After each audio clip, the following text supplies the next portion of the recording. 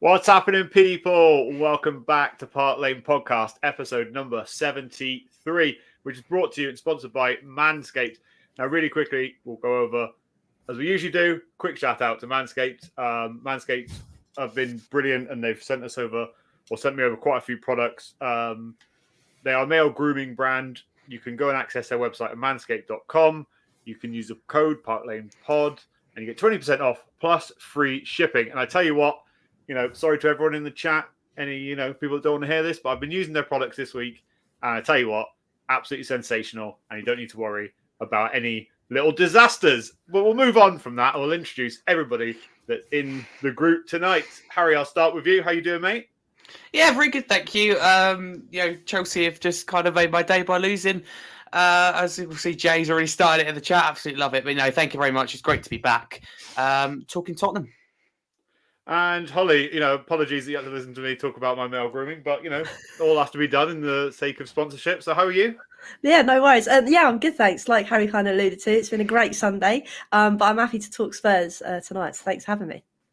No problem. And Kallum, how are you? Yeah, I'm good, mate. How's your balls? They nice and smooth after manscaping all week? Tell you what, they've never been smoother. But anyway, I've never been smelling so fresh. But, we'll move on. How the hell anyway, do you know how they smell down there? Oh, my God. Do you have an apology to make to everybody that's in the chat tonight? I do. I am on a new mic set, and it's my first time using it, so I am sorry for any grief and delay that I did cause. But I tell you what, it sounds bloody smooth. Sounds good. Well, I would hope so after spending over 100 quid on it, mate. Whew. Jesus. I went out in the aim of buying a new screen, and turns out they're nearly £1,000. So I think that one can poke it for a little while soon. No worries. Right, I'm going to give a shout out to people in the chat. So Jay was in nice and early, and following on from our Tuesday night Pro Club sessions, he's told us what he's had for dinner. So he's had beef casserole for his dinner tonight, and Barney said I'm in Nottingham, and I've had a roast dinner tonight. So if you're in the chat, let us know what you had for dinner. Unfortunately, Winnie's not here because he loves a bit of that. But for those that don't know, for some reason, it's something that's started to be a thing on our Tuesday night Pro Club session. So thanks for you guys for jumping in with that. We've also got some love for everybody else saying evening. Luke, Kallum, Hollie, and Harry. Looking forward to the show. Who else we got in the chat? We've got Thomas, and we've got Johnny. I think that's about it so far. So if you are in the chat, there's quite a few more of you. Let us know who you are and where you're from. Right, so let's get into it. So this is going to be a bit of a season so far discussion tonight. I'm going to come to you, Kallum. I want you to start by asking you the question. What has been your highlights of the season so far? Obviously, Ange coming in. I think that was what everyone wanted. They wanted to change the season, a little bit of an uplift after Stellini and Conte. So to have something so refreshing within probably 6 to 8 months was really positive. And we knew it wasn't going to all be plain sailing, but I would say Ange has been my highlight for this year, for definite, mate. Yeah, that's actually outside of the box thinking. Like I didn't even think that came to mind. All I'm thinking is like games. I'm thinking of players. But yeah, Ange joining's been absolutely brilliant, and good to see that. Hollie, what's been your highlight of the season so far? Mickey van der Ven, end of discussion. Daddy long legs. He's just been brilliant at the back. I think having his pace, sometimes I think to myself, we're never going to be able to come back from this where we play such a high line, and then boom, Mickey van der Ven is there. So I keep it short and sweet, even though he's not short and sweet, and that is Mickey van der Ven. Amazing. Brilliant. And Harry, how about you? Yeah, I think, Callum alludes to you perfectly in terms of Postecoglou. I mean, that is the main one, let's all be honest. It didn't come to me straight away either. Like you said, Luke, I was thinking of games and moments. That's a big one. Hollie spot on with Van der Ven in terms of the way we want to play and his recovery pace. Been absolutely huge. I'll put Vicario as well in that conversation. But individual moments for me, that winner against Liverpool. Beating Liverpool at home has been hard for us to do it. That late on as well, because it would have felt like 2 drop points considering Liverpool had 9 men and obviously having their disallowed goals. So to go on and win that was massive at the time. I know, obviously, in the where we are now, in terms of we're quite a distance away from Liverpool, it's not as big as it could have been at the start. But there's been lots of good moments for us. I think it's been a very positive season overall. But yeah, they're the moments that really stand out to me. Yeah, definitely. I kind of had in my mind like last minute winners, against like Sheffield United, with last minute winners against Brighton, against Liverpool. There's been quite a few last minute or last winners, which usually we don't get that many of per season. But actually, Spurs as a whole do get quite a lot of last gasp moments in games. But that's been mine. But I tell you one thing, and I'm going to move on actually with this one because we've had a couple from Kallum and also from Hollie, but we're going to talk about best players so far this season. And I'm going to put this out there as someone who I criticised a lot and, thought that he was a lot of nonsense, to be honest. But I'm going to give it so far to Richarlison because I think he's been, since he's come back from his injury and his surgery, I think he's been absolutely outstanding. And I just think that he's been brilliant. So, Harry, I'll come to you because we've had from the other guys. Who's been your player of the season so far? Yeah, Richarlison's a good shout. And, in terms of, for me, if it was like a question like who's been the biggest turnaround this season, who's really turned it around, then names like Basuma, Porro, and Richarlison really come to me. But in terms of overall players of the season and who's really kept us in games and ultimately we've got so many points, for me, I look at Vicario or Van der Ven, and it probably just about is Vicario for me. The saves that he makes, I think he's been very, very crucial. So it's between them two for me. Yeah, brilliant. And we're going to come back round the group now and ask for flop of the season so far. So who do you think, doesn't have to be someone who's performed badly, but who has been or not shown you everything that you've wanted from them so far this season? And to make it really difficult for you, Hollie, I'm going to come to you first. You can see my brain trying to process your question. And this is probably why I asked them and not answered them. I don't know. It's a bit difficult. I think there's been Johnson, I've been on a show before where people have mentioned Johnson and I sit here and think, I don't think he is the biggest flop of the season. The geezer is young. Yeah. He's coming into a brand new team. He's playing in the Premier League and he's in the right place at the right time to score goals for us. So I don't necessarily think Johnson is a flop of the season. Jesus, trying to think on the thing of it. I mean, someone said Ryan Sessegnon. I don't think I've seen enough of Ryan this season to call him a flop. So yeah, I would playing say 30 minutes for the under-21s and getting an injury is probably... Yeah, that's probably... There we go. Ryan Sessegnon. Thomas in the chat has answered it for me. Well, massive cop-out. No, I'm joking. Harry, who are you going to say has been your flop of the season? I think it's quite nice to be sitting here going that no one's really, for me, stood out as being absolutely awful. Obviously, you'll hear names like Brennan Johnson and Timo Werner come up, and I just don't think that's fair. The time they've had at the club and the reason they're bought in for... It's going to be quite unpopular, but if I had to choose, I'd probably say Basuma, and that's purely because the standard he set himself at the start of the season and him coming back since the red cards and since coming away back from AFCON hasn't hit the heights. But again, I won't call him a flop at all. I'd just say he's underperformed from his form at the start of the season. So if I'm being really harsh, it'd be Yus Basuma.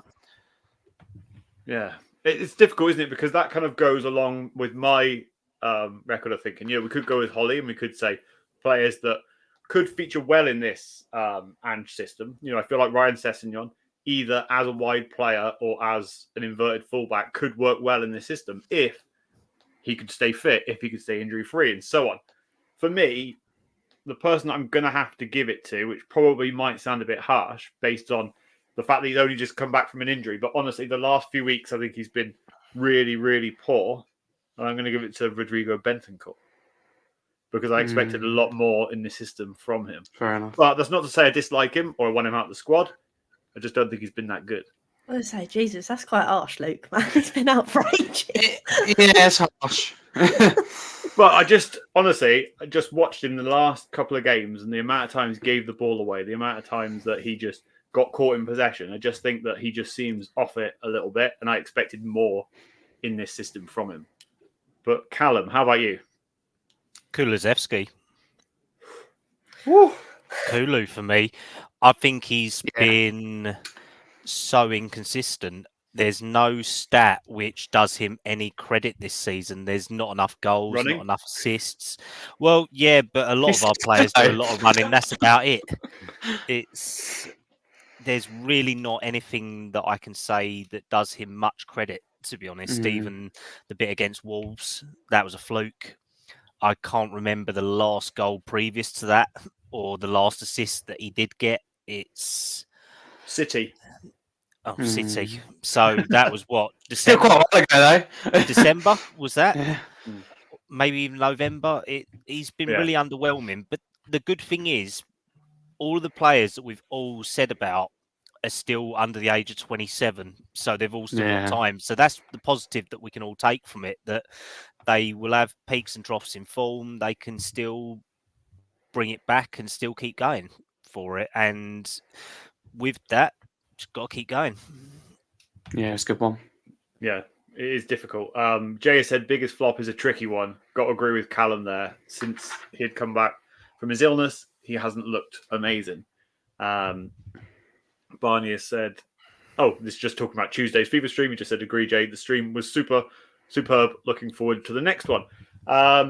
Right, let's move on with some of these questions. And I'm going to make it a little bit more tricky for you all now. So we're sitting here in February. This is going to be the last tricky one. We're sitting here in February, and we're sitting where we are in the Premier League. Where are we going to finish at the end of the season compared to where you thought we would finish at the start of the season? And I won't let you go first, so I'll go back to Kallum for this one. Oh, screw you. I don't even predicted us to finish. No, you're usually the one that keeps hold of this useless information. I don't. I think he's sixth, Kallum. I think he's about sixth. Yeah, it was either 6th or 8th, something like that. But I think you guys asked me this the other day, and I think I said 5th. So I'd probably say 5th would be good for us. I'll go with that. Yeah. The only issue with 5th now is that it's unlikely that we will get, or England as a whole will get a spot due to coefficiency. So I still think it'll happen. So it might mean that 5th isn't actually as good as we need it to be, but only time will tell. Thomas said 5th. I think we will finish, and I thought we would finish 8th. Harry Scarf, do you remember where you said we'd finish?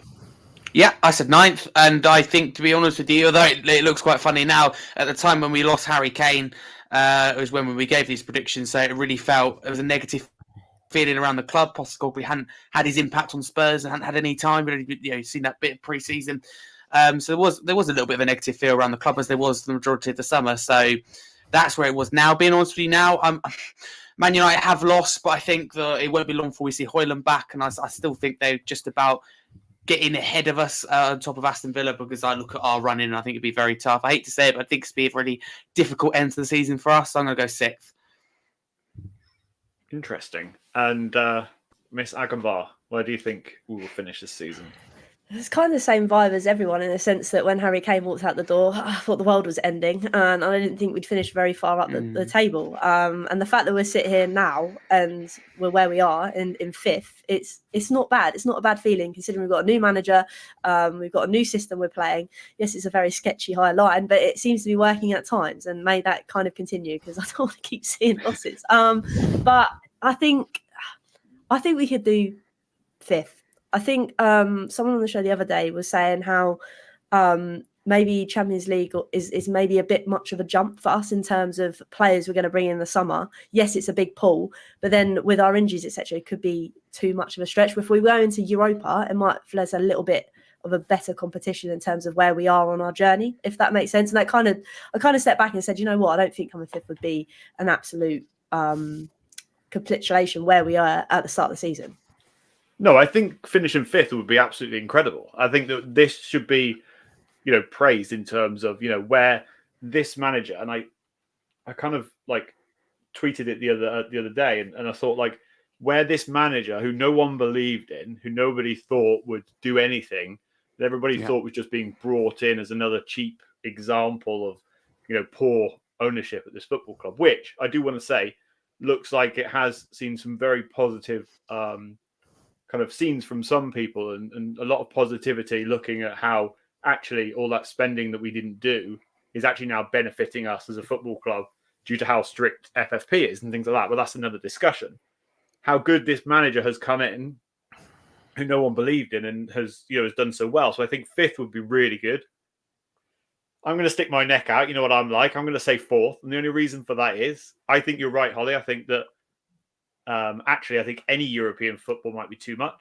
I think you kind of need it because, look, with the likes of Dragoshin and other players like that, they're going to want to play football.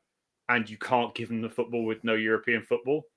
But in terms of why I think we'll finish fourth, because so if we win our game in hand over Aston Villa and Manchester United, we go 2 points behind Villa and we go 6 points ahead of Manchester United.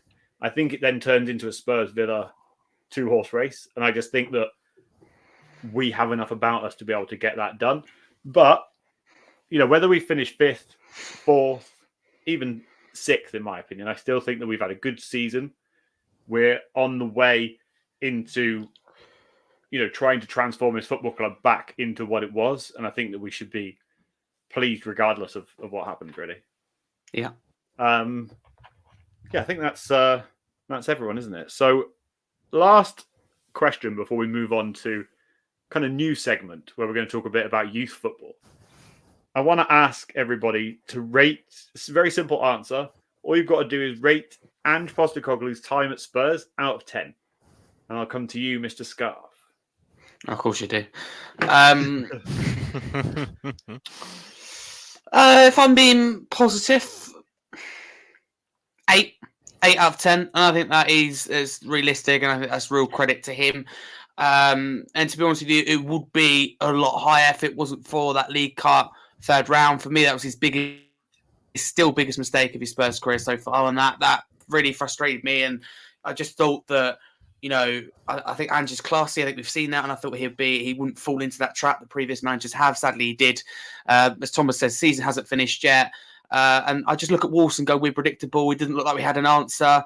If you'd asked me before Wolves, I probably would have said about 9. And that is how much that it's not just a defeat to Wolves, but it's the manner and how we just 71% of the ball, but didn't even look likely. I think we could still be playing now and we still wouldn't have scored. And that's the worrying thing. But overall, we've got the right guy. We're on the right path. So 8.5 out of 10.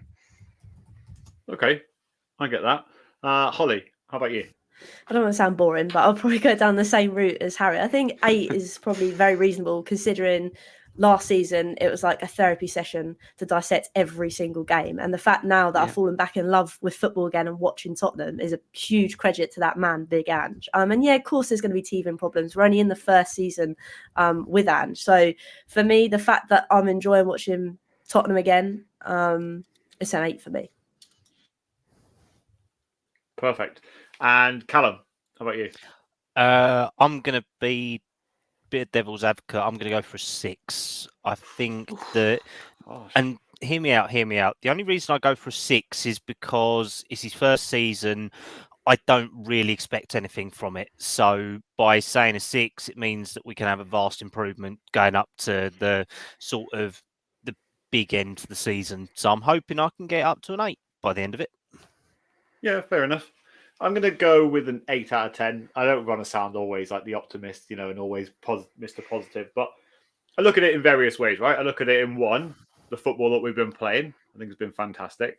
I did say, from the very start of this season that we would ship a lot of goals and we didn't need to panic when we did concede goals and we would lose games. And again, we didn't need to panic when that happened because it's just something that will happen in this system. I think that the signings that have been made, whether or not you want to believe whether he's had any say or not, I think that have been really good. I think that the positivity that you hear from the players about why they joined Spurs and the conversations that they had with Ange Postecoglou, I think have all been good. I think, there's been negatives. I think there's games where we could have shut up shop, where we could have said, do you know what, there's 10 minutes left. Let's just defend deep. Let's just go to a back five. Let's, whatever it might be, right? That we haven't done, and it has cost us. So that's really, those parts. And I would like to see us do better against higher placed opposition, so top 4, top 5 oppositions. But I can't be unhappy with the season that we've had. And I completely agree with Barney, where he says that Ange is the man to take Spurs forward long term. Right, Kallum, here's a time for a new feature that you've been working hard on. Kallum is going to talk to everybody about the youth at Spurs. And we all had a chance to pick one youth player each for Kallum to have a little chat about. And yeah, go ahead. So yeah, I'm just going to start trialing this over the next couple of weeks, see what people think, what they don't think. If they like it, then potentially there could be some extras. But if not, then I can dump it and it'll burn up like Arsenal season, hopefully. But we will see. So yesterday, obviously 2 games for the youth game. Well, the youth teams under 21s beat Fleetwood's 6-0, and we had 4 scorers of Scarlett on 1. Lancashire getting a record at the stadium of a hat-trick in, I believe, 11 minutes. So it set a new record for the stadium. Noel John, who I don't even know how is still at the club, and Iago Santiago as well. Unfortunately, though, our under-18s did lose against City in extra time, but Tyrese Hall did get a goal, which is really promising. So, like Luke said, everyone gave me a player, and I did a deep dive on them this afternoon to get a little bit more information to give people more of an aspect of how they are and how they're not. So, if I go for Harry's choice, Alfie Dorrington. So, long-term Spurs servant, been there for quite a long time. He is unfortunately out injured now, so won't be playing any more at Spurs this season. He did his ACL back in January, but just a little bit of fault on him. He's got a good future with us, and it's probably the time that he is now that he's either going to be 5th choice centre back next year behind Phillips and Dragusin and Van der Ven and Romero. But if not, probably a loan would be the best option. So, H, what sort of stuff are you thinking about Dorrington? What do you think his future is with us? Yeah, good question. If I'm honest with you, I haven't seen a lot from Dorrington. We see a lot about Mikey Moore. We see a lot about Dorrington. So that's really why, I put the question to you. So for me, I look at Dorrington and I look at this whole team and go that I think they have a bright future. So Kallum, put question back at you. Do you think Dorrington will be involved in part of like the long-term kind of future under Ange Postecoglou? Can you see him being in that first team in a few years' time? I would say so. I think definitely with him and Phillips that there's a potential centre-back partnership there. And the good thing about Dorrington, he can play both sides as well. He's not just a right-sider. So you've got a good option there. Right. So next one, we'll go for Hollie's. So Hollie went Will Lancashire. So the man of the moment. Definitely one who's had to work his way up more than a lot of our youth players. And for Johnny may know this, he was actually in Arsenal's academy at one point, and his sort of trajectory is like Kane's a little bit. He's gone through all the motions, he's gone through the lower leagues, he's worked his way up, and we got Lancashire from Sheffield 2 years ago. Nice little 2.5 million fee, so low risk. But the good thing is he is an out-and-out striker for you. And the stats for this year for him, in 17 games, 6 goals, 12 assists, and he does like a yellow card, let's put it that way. But wait, no, that's another person I've got my facts wrong. 13 goals and assists across both of them. So he's doing very well, and he did get the record yesterday. So, I mean, Hollie, can you see Lancashire being our out-and-out number 9 going forward for a couple of years' time, or do you think he's going to just drop out? I don't know. The fact that he's obviously breaking records right now, I know it's different to playing that youth team and then make the jump to the first team. But if he's producing those kind of numbers now, you'd want to hope and think that will progress and carry on. So it'll be nice to have another out-and-out striker come through the ranks, which would be great. I know you said that he joined, but again, to have him through that youth level and then bring him through to the first team would be great. So I'd like to say yes, but that could be me and Luke's wishful thinking and positive vibes kind of going on to me. But yeah, no, hopefully, fingers crossed. So Dorrington's definitely, Dorrington likely for a loan, I'd say next year. Lancashire probably needs another year in the 21s before we can get there. But he has played a lot of youth football. He has played in the Youth Cup as well. So he's very positive to look forward to as well. Luke, Mr. Donnelly for you. Jamie Paul Donnelly. So he for me is probably the closest thing that we've got to Harry Kane in our youth academy. He can do everything. He's obviously the one player that's broken through this year. So definitely something where you have to look and think, He's going on well. He's a left-footed number 9, but he's also been noted for his tenacity and finishing ability. He can drop off and he can actually ping a pass as well. So you've got someone who can play across the front 3 or 4 and also play as a number 8 potentially as well at youth football level, not at top level, but definitely someone who can play through the lines. As we saw yesterday, I believe he assisted for Santiago and he picked a pinch perfect pass through the one of the defence. best I've seen, yeah. And literally allowed Santiago to just round the goalkeeper and make him look like a fool. So definitely Donnelly is one that I would say within the next year to a year and a half, he will probably be the closest to breaking through on the first team setup. And the way that he is going, he's got a contract with us until 2027, I believe. And he's already started winning awards for the under-21. So Premier League goal nominations, PL2 Player of the Season, he's up for as well. So definitely someone to watch out for as well. We then got Jude Sonsup-Bell. This is one who myself and Dave put forward, and he is someone who has come from our hated Chelsea rival academy, who have constantly beat us all the way down the years. But he's probably the most promising in terms of an out-and-out sort of Ange type player in there. He's got all the aspects to be sort of like Brent Johnson, like Kulusevski, can run up and down the wing, can pick a pass, can get into the box. He signed his first professional contract with Chelsea at 16s, and he was quite special for them. So when we got him under Paratici and Simon Davis when he first came in, he was quite a coup for us as well, because no one expected Chelsea players to be moving over to us. It's just not heard of. I think the last players that came over to Spurs from Chelsea was at first team level, and I think that was Cudicini or someone like that back in the late to early 2000s. So they've basically done the complete opposite. So we're getting people at youth level instead of people at retirement age.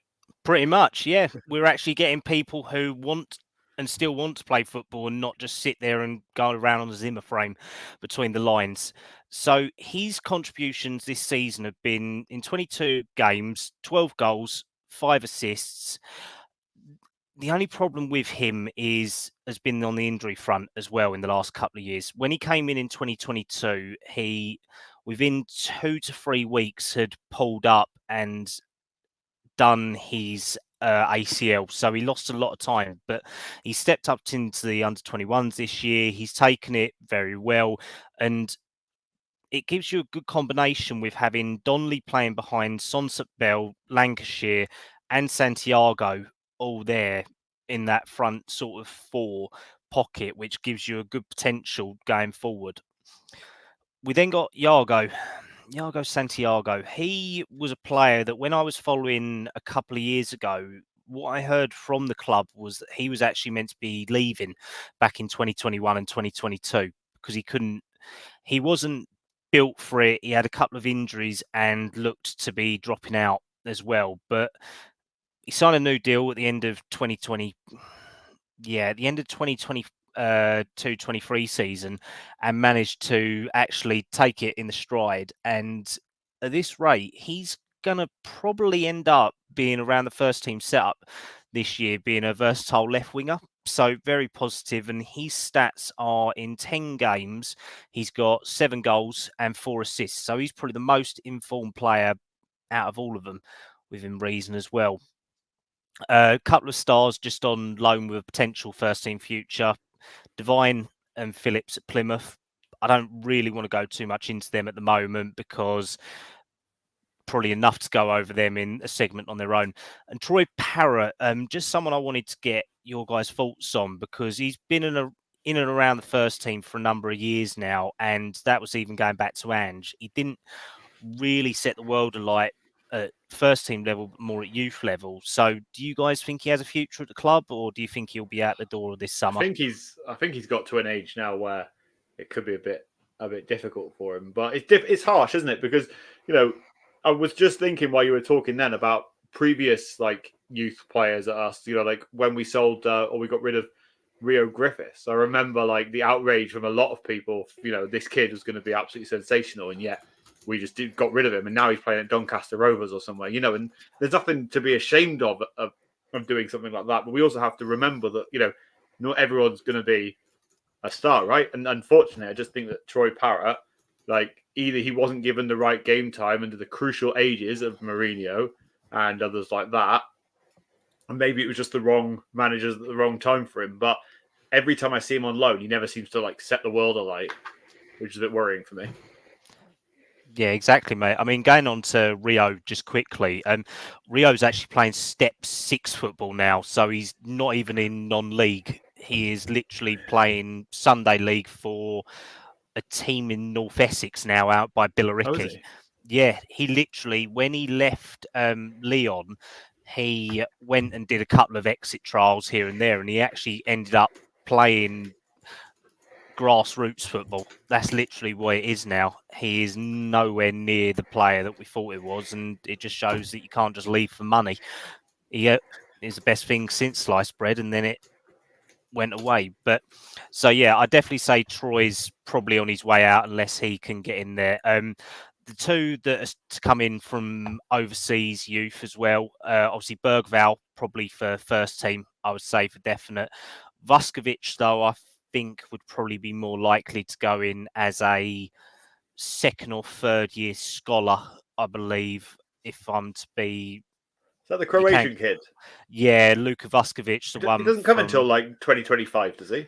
Yeah, he'll only be 18 then, so he'd probably be a second or third year scholar coming in on that, I would say, with a potential first team deal maybe being signed then. I don't think he's going to be ready for first team then and there, so he'll definitely be behind Phillips, Dorrington, Dragosin.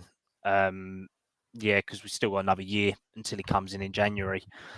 Just a couple of players that are sort of on my radar that I will be discussing in the next couple of weeks. We've got Mikey Moore, Tyrese Hall, Kallum Olasese, Tyrell Ashcroft, Oliver Iro, Herbie James, Archie Chaplin, and Roman Egan Riley, all playing for the under-18. So really interesting prospects that I think could have a good future with Spurs or even with other clubs in the Premier League if they do end up leaving us or dropping down into the Championship. One that could be interesting, though, that I would say that people should have a look at is Luca Gunter as well, the under-21s goalkeeper. Very promising, probably a good backup that if Fraser Forster went, he could come in, or if Brandon Austin or Whiteman went, he could come in as that sort of next time player. And then the final ones, just a couple that got away, who I would say that I completely miss and wish they didn't leave Spurs. But Sam Iemi, who went to Saints alongside Jayden McHomer, Marcus Edwards, who's still one of my favourite Spurs players of all time, seeing him play. Not so much, but Noni Madwicki, the guy who plays for Chelsea now, wish we'd have got some money for him. Romain Mundle, who went to Standard Liège in the summer. Harvey White, best free kick taker I've ever seen at Spurs. Could ping a ball like there's no tomorrow now at Stevenage. And then obviously Rio as well. But yeah, I mean, is there any players that you guys can think of that sort of that you've seen that you like the look of that I can take a look at for you in the next couple of weeks? Phillips and Devine stand out to me at Plymouth, but to be honest with you, we probably need quite a bit of time for that because they're both shining. Devine's proven that he can do it in League One, the Championship, and Phillips has proven he can do it at Plymouth. I think it's nice to see them working together. Hopefully, two players that we'll see the future of Spurs. The things you hear from Phillips, and then the things we're hearing from Tanganga after that win against Southampton. That's another one. Obviously, I know in terms of maybe not, maybe does kind of fit under the bracket if you like, but obviously completely different career. I'd like to see him playing again, hopefully in the Tottenham shirt, but apparently got player of the match against Southampton. So a few players like that, Kallum. Tanganga, no worries. I will make a note of him for you, mate. Cheers. Any from you, Luke or Hollie? Just as ideas? No more from me. No, I think Harry's hit the nail on the head. Lovely stuff. I'm still upset with Will Lancashire anyway because he didn't perform for me on Football Manager when I, drafted him in when I needed him in cup games, European games. Only problem is his legs go halfway through my season whenever I play with him. I use Bill or Donnelly instead, mate. Donnelly's doing all right, but Lancashire, he's still in my bad books, so we'll see. We'll see what happens. But thanks for that, Kallum. Really appreciate it. And we'll have a chat. And anybody that's got any thoughts in the comments or anything like that, let us know. Put a comment and let us know who you want us to focus on, and we'll talk through that. But let's move on and talk about next weekend's game really quickly, and let's talk about the new manager bounce for Crystal Palace against Spurs, because typically it comes to a time where Spurs have got a game, and of course they've got to play a team who've just got a new manager, and it couldn't be kind of the worst time. But on the other hand, Palace have been in dreadful form this season. They've been so up and down, and could be a time for us to get a few goals. Harry, what are your thoughts about Palace and the new manager? Do you think it's going to be a new manager bounce? Do you think it's going to be tough for Spurs? Am I right in thinking that Glancy won the Europa League at Eintracht Frankfurt? Yes. I think he did. Yeah, he was their last manager. Well, do I need to say any more? He's won the Europa League. Whenever we win the Europa League, we get knocked out. So there you go. That's a perfect start. And I also wouldn't agree that Palace have been in bad form. I think the Palace have done like they do every season. Have been in and around that relegation scrap, just above it probably. But the difference is that Palace fans have been sick of this. They've seen Roy Hodgson's style of football for 200 games. They're in. They're not failing or anything, but they're just sick, and they look at Brighton and go, who are ever evolving and ever improving, and that is with managers, with players, with recruitment, with general staff around the club, and they just, that's what frustrates them the most. If Brighton weren't doing well, I think Roy Hodgson will still be at the club. So it won't be easy, but obviously depends on Eze and Elise's availability. For me, it determines the result. Not being funny, the way we're playing and the way we defend. If Eze and Elise play, then I'm a bit worried. Obviously, you hope they would be 100%. They're both, I believe, on the verge of making it back, so I have to see that. But yeah, 3-0 against Burnley. He's Burnley there. It's not going to take that much from that. But obviously, they'll cause a threat. They play all right. I think that we need to win the game. There's no excuses. But Glanshire's record looks good. He's the right appointment from Palace. A very pressured appointment and a pressured sacking, but it's one manager appointment that Palace fans will be happy to see. So I think they'll be in full voice at the Tottenham Hotspur Stadium because they're very happy with that appointment. I think I read that this fella's got European football at every club that he's been at since 2017, every year in a row. But, look, he's got a tough ask at Crystal Palace. Crystal Palace, they tried to move away from Roy Hodgson, didn't they? And they went to Patrick Vieira, and they made some absolutely incredible signings. And it just didn't work out for whatever reason. I think that there was a time when they brought in, as you say, Eze, Elise, and other players like that. And I felt like they got recruitment completely spot on. And then for some reason, nothing seemed to gel and they didn't seem to kind of click together. The recruitment's been spot on, and they've brought in players in, and I think Steve Parish has still done enough for me to be insecure of his job, but it's just they want to see progress. I think they will see that now. Yeah, Hollie, do you agree with Johnny here? Palace just won 3-0. They have good morale. If we play away from home, it's tough though. So, do you think that this 3-0 victory is going to spur them on against us next week? It'll definitely give them a boost. I think obviously the way Roy obviously went with his ill health, I wish him speedy recovery, but it just shows that the team are all gelling together under this new manager. And like Harry said, it's not a manager to take lightly, this one at Palace, but it is going to be a big ask coming to the Tottenham Stadium. I think that's the only saving grace. I know obviously the last game we played didn't really go to plan, but I think with obviously that gap we've had in this week to try and pull things together, as long as I do not see us concede from a corner with a free header, then so be it. But if I see that again, I'm going to lose my head. But I think it's going to be one of those that we can't take the game lightly. We can't be like, oh, it's only Palace. We actually got to go in this game starting from the off, because there's been so many games this season where we seem to start for the first 10 minutes and then it all goes a bit sour and then we just don't want to shoot. So as long as we have shots early on and there's people that are actually confident to have the shot, then we will be all right. But it's not going to be an easy one. And I don't think it's going to be a clean sheet either. But I just hope that with the results that have been going, the talk about whether should he drop this high line, blah, blah, blah, blah. I think it's a real statement to go out there and just beat Palace and move on to the next one. Yeah, 100%. And Kallum, Do you think that having this extra week off for Spurs is going to be beneficial compared to Palace, who had to play this weekend? Or do you think that that's not going to make any difference when it comes to the game?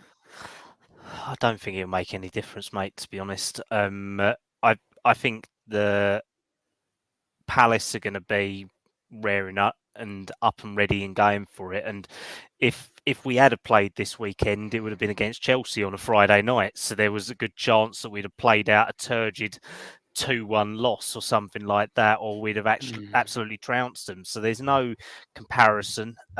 If Ryan Mason is still on set piece defending, we're going to have a nice bit of fun again next weekend as well. And Glasner's a class coach. He always gets his players on side, and the players always back him.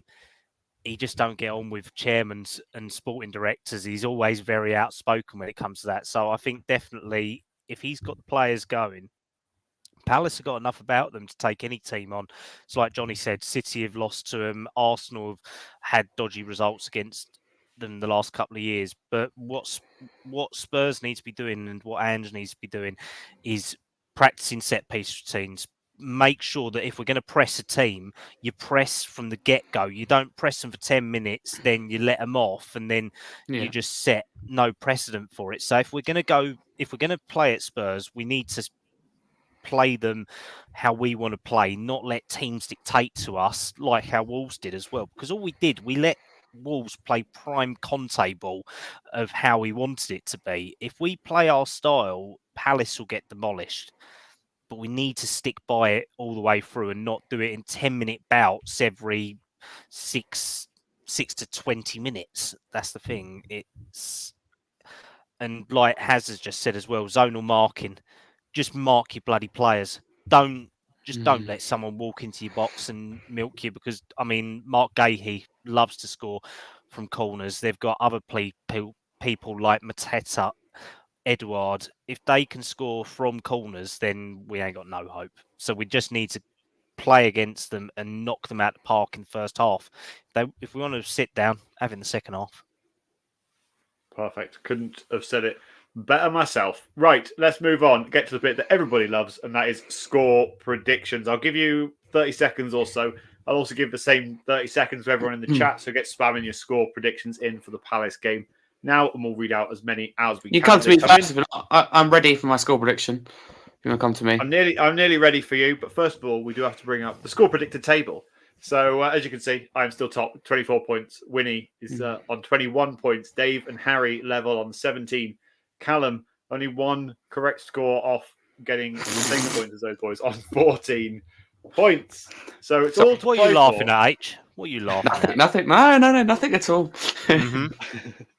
All to play for. So, Harry, after that little outburst, what's your prediction for the game?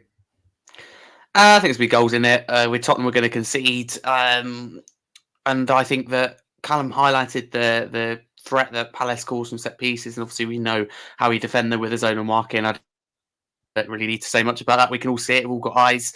Mark Gay will be a problem. I think Anderson will score from a set piece. I think Mateta will score. But I think Tottenham will win the game. Bit of spin on it there. 3-2 Spurs.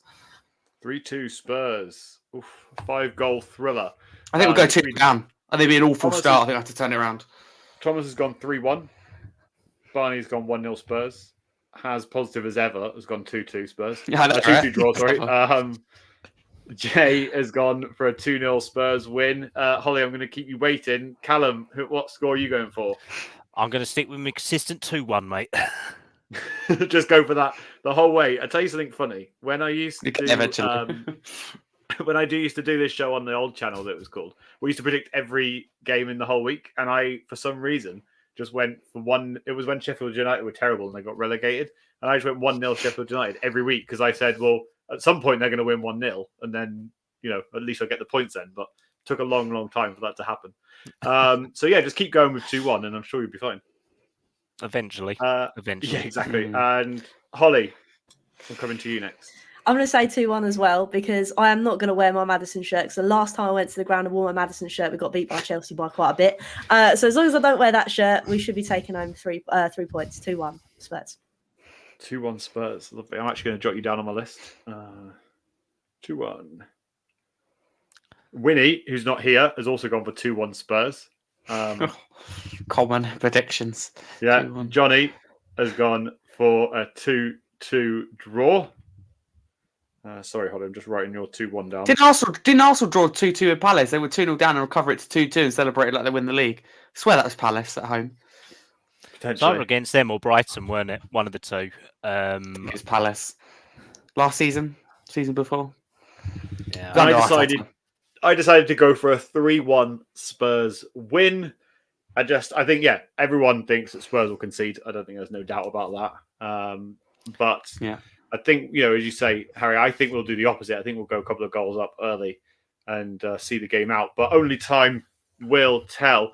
Right, that kind of wraps us up for today. It was a nice, short but sweet episode today. So if you are new to the channel, don't forget to hit the like button and don't forget to subscribe as well. If you're listening on any podcast platform, I actually want to shout out everyone on Spotify and Apple Music and everything else, because I was looking through the stats this week and they're absolutely sensational. You guys listen the whole way through and every week, and so it's brilliant. I really do appreciate everybody that's on any podcast platform. So shout out to you all.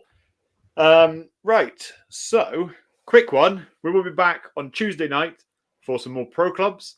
1 week I will drag Hollie to play with us, but we have to maybe get in a DMs on Twitter and beg her to come on and play pro clubs with us. But I will, man. I just need to have a nap before I play. Honestly, the work and shows and stuff, my brain's just frazzled, and you don't want to see my FIFA skills when my brain is frazzled. No, you can't be worse than Luke. You can't be worse than Luke, and he's doing it all the time. Yeah, there is that. But myself, Kirk, and Winnie will be back on Tuesday night at 8 o'clock to play that. Barney's looking forward to the stream. But I want to thank you all for joining us today. Hollie, it's been an absolute pleasure having you on once again. Let everyone know how they can find you. No, thank you for having me. Like I say, I've had this one in the diary, so I don't I need to come on. So thank you for having me. And you can just find me at Hollie's Hotspurs every Monday. I do a live show apart from tomorrow because I'm having a week off. I need just to chill out a little bit. But thanks again for having me tonight. Really enjoyed it. No problem. Anytime. Mr. Scarf, is there a show for you this week? Oh, yes, there is. Firstly, thank you very much for having me. If you want to follow me, you can there.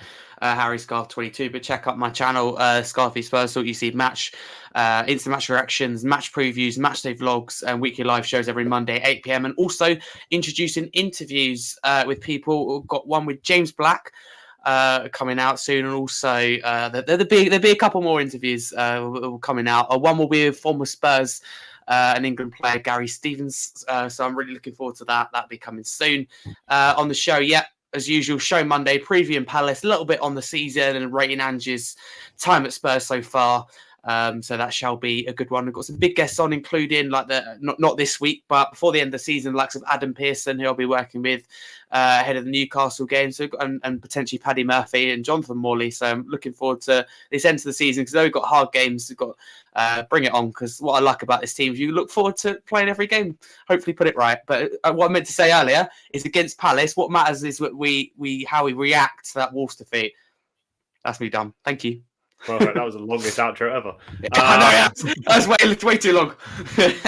Callum, how can everyone find you, talk more about Spurs and even Spurs youth football? As always, mate, Kallum Subs 97 on Twitter. I may start posting out. I'll probably be working a lot alongside you guys on here to see how we go. But if people are interested, drop me a DM on there, and I will look to potentially start writing a couple of pieces on there as well. So we'll see how it goes over the next couple of weeks.